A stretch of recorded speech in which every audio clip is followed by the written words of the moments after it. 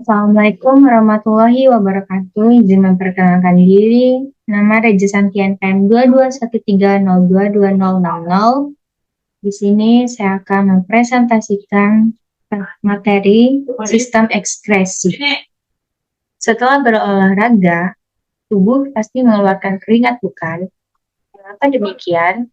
Hal ini terjadi agar terhindar dari zat-zat yang dapat meracuni tubuh kita. Zat beracun tersebut merupakan sisa metabolisme yang sudah tidak berguna bagi tubuh. Proses mengeluarkan zat-zat beracun ini yang biasa disebut dengan ekskresi. Lalu, bagian tubuh mana sajakah yang mengalami proses ekskresi ini?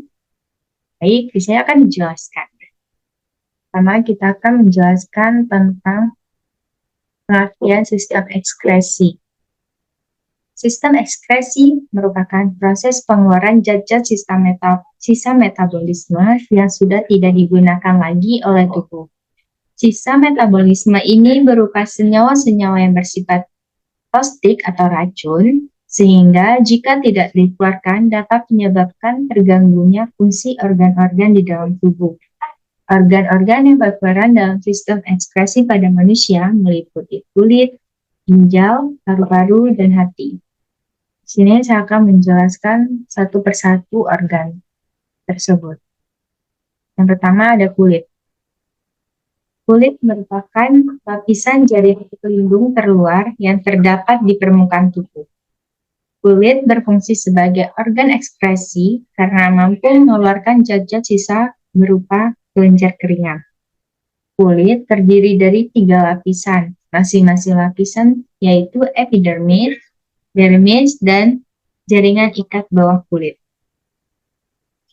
Yang kedua, ada ginjal.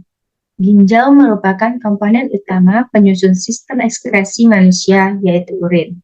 Ginjal berfungsi untuk menyaring zat-zat sisa metabolisme dari dalam darah, mempertahankan keseimbangan cairan tubuh, mengekskresikan gula darah yang melebihi kadar normal, dan mengatur keseimbangan kadar asam, basa, dan garam di dalam tubuh.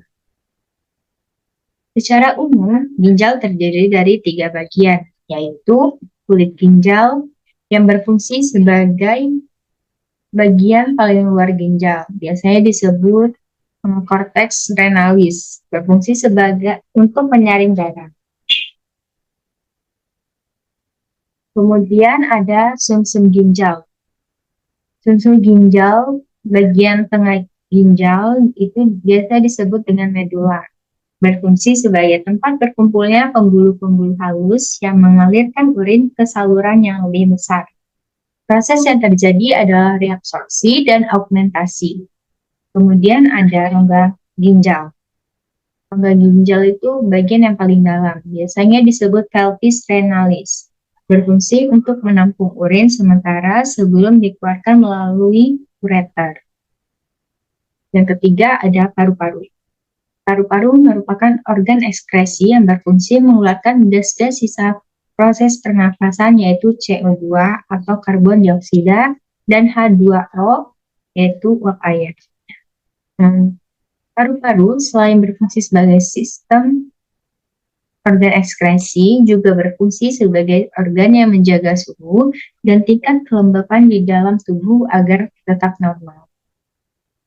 Kemudian yang keempat ada hati. Hati berfungsi untuk mengekskresikan getah empedu, zat sisa dari perombakan sel darah merah yang telah rusak dan dihancurkan di dalam limfa. Selain berfungsi sebagai organ ekskresi, hati juga berperan sebagai penawar racun, menyimpan glikogen atau gula otot, pembentukan sel darah merah pada janin, dan sebagai kelenjar pencernaan. Kesimpulannya yaitu organ-organ yang tergabung dalam sistem ekskresi terdiri atas kulit, ginjal, paru-paru, dan hati. Kulit mengekskresikan kelenjar keringat, ginjal mengekskresikan urin, paru-paru mengekskresikan karbon dioksida dan uap air. Sementara itu, hati merupakan organ ekskresi yang berperan dalam proses pengekskresian empedu. Baik, itu saja yang dapat saya sampaikan. Saya akhiri. Wassalamualaikum warahmatullahi wabarakatuh.